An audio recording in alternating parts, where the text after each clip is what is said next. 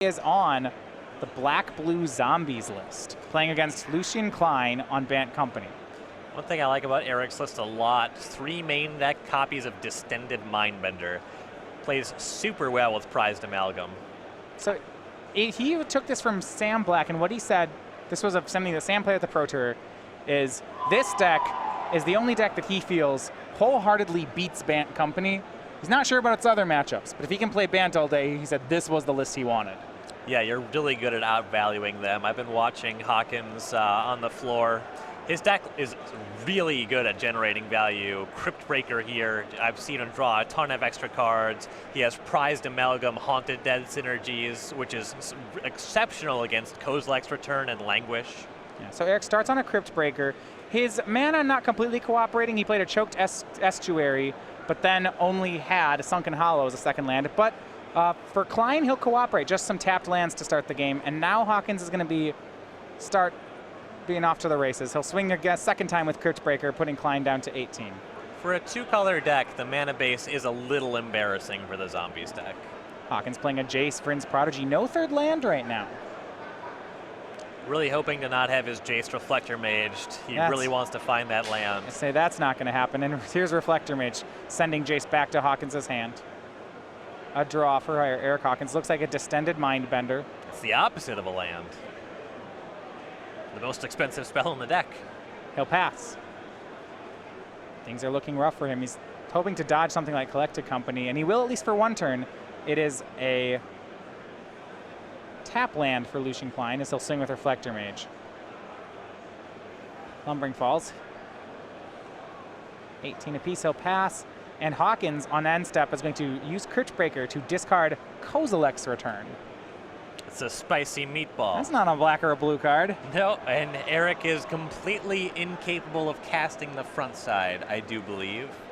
There are no red mana sources in his deck list. And he has the Distended Mindbender in hand, just needs to set up something to emerge to it and enough lands to cast it from there. So Hawkins does find his third mana source. He'll play a basic Swamp and now play a Crypt Breaker. The Crypt Breakers are online.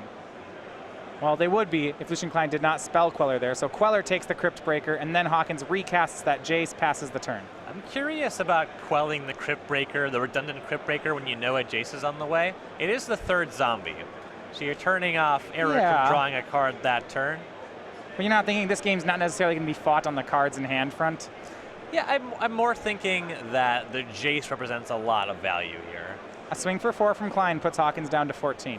If Eric wants to commit to drawing cards with the zombies, he has to leave them outside of combat. The Jace is able to draw a card on its own. And Klien's going to pass here.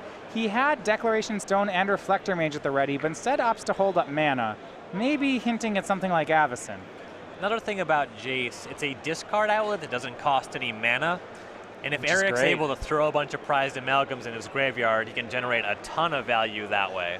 So Hawkins will hit back with a zombie, Klien down to 16, and he will just pass. He played his 4th land that turn, and Klien just untaps, so his lands didn't do anything. I guess he's worried about the Kozilek's Return, isn't he? Yeah, he doesn't want to overcommit into that. I'm sure by now he's seen a Distended Mindbender, and if you see the Kozilek's Return in the graveyard, you're of course going to be wary of something like that anyway. Klien going to try to force the issue. Here is a swing with both creatures again. This will put Hawkins down to 10 if he takes it. He will loot with Jace. Madnessing, oh, this is nice. Voldaren Pariah, triple black to madness it into play. And this is one more reason that I like going for the Jace with the Spell Queller. Voldaren Pariah with madness is something that he would need another land to be able to do with the Crypt Breaker. And it's not even, this is good on so many fronts. It's not even the transform, it's just it's a 3/3 flyer. Yeah, just entering combat at instant speed. So here's a question. Eric paid 3 for the Pariah. Is Lucien Klien allowed to spell Queller it? Still has a casting cost of 5. That's when you check converted mana cost, you're always checking the top right-hand corner of a card. The only thing that'll ever change that is an X on the stack.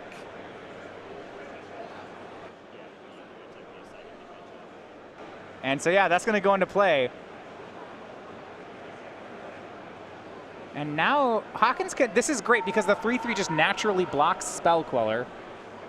And yeah, he'll block the 2/3. And Hawkins is asking Lucien, you know, do you have a Dromoka's command? But if he does, Hawkins just sacrifices the 3 other creatures to the Pariah's ability. So Queller dies. Hawkins gets back his Crypt Breaker. Takes 2, goes to 12. Ooh, you know, I'm starting to see the whole I want to play against Bant Company all day thing. Yeah.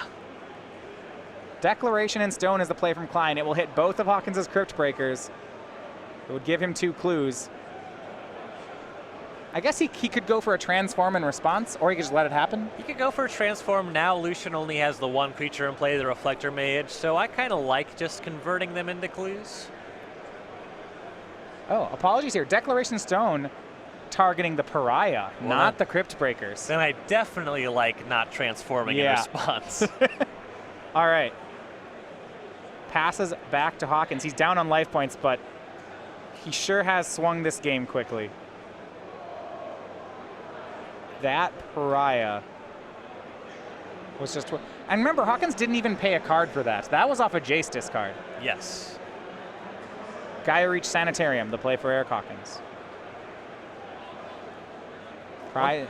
One thing that's really interesting about this deck using Jace as a discard outlet, it generally doesn't want to flip Jace. And with Prized Amalgam, Haunted Dead, it's quite good at stopping it from ever having to flip the Jace.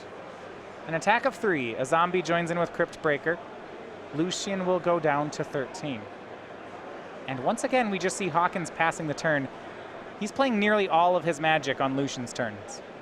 Yeah, and Collected Company is supposed to be the card that forces your opponent to be on their heels, and Hawkins' deck just doesn't care. It can play that same game.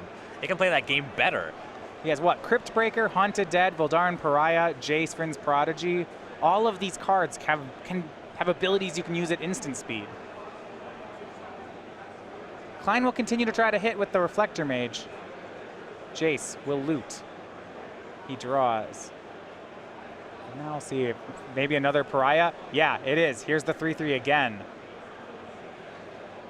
Now he's going to block Reflector Mage with it, and that's going to work too. These Pariahs are just for free eating all of Lucien's attacks. And earlier we saw Lucien pass on a Collected Company because he does have to be respectful of this Kozilek's return, but Eric's just going to beat him on the table. Yeah, this return's never going to happen. This Zombies deck is incredible. 6 mana from Klien. Reflector Mage bouncing the Pariah. He's floating 3. And Hawkins may let that one work. I mean, I suppose he could chase it into play again a couple turns later. That was nice. If you activate in response, you can make it so the card has a different name, though you're only eating Reflector Mage. It's really not a play you want to make. So if he flipped it, then he could recast it as Pariah again. It's a different name. Yeah, it would be. Sure. You see on end step there, Hawkins uses a Crypt Breaker to make a zombie. He discards Prized Amalgam, which seems hardly fair. Abolisher of Bloodlines. That's the backside of the card. There we go. So I can't cast Abolisher of Bloodlines. Okay, got it. You can never cast Abolisher of Bloodlines, and you certainly couldn't do it the turn after it was Reflector Maged. Eric Hawkins, it will be the Dark Salvation. This is just... This card's so sweet here. All right.